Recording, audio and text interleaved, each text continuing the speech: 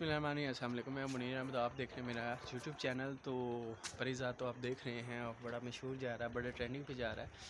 तो इसका ending scene आप कहेंगे शायद वही फजूल बोल रहा है। एंडिंग सीन में कोई इसको मुखालफ नहीं मारेगा, सिर्फ एनी की वजह से ही मरेगा और एनी की वजह से इसकी डेथ होगी। प्यार में इतना ज़्यादा मगन हो जाएगा, मोहब्बत इतनी ज़्यादा हो जाएगी कि आखिरी वक्त दम उसी के गोद में निकलेंगे इसके। हाँ, परिज़ात और दोनों की डेथ होगी, जैसे खुदार मोहब्बत में दोनों की डेथ हो जाती है और इसी में भी परिज़ात और उसकी भी डेथ होने वाली है।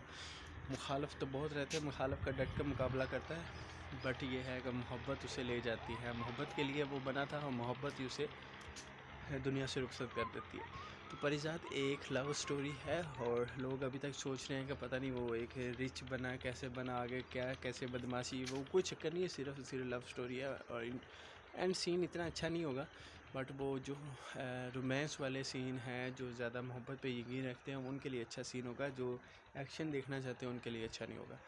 तो वीडियो को शेयर ज़रूर कीजिएगा, लाइक कीजिएगा, सब्सक्राइब कीजिएगा और देखना मत भूलिएगा। मुनीर गिल ऑफिशियल। मिलते हैं नेक्स्ट वीडियो में।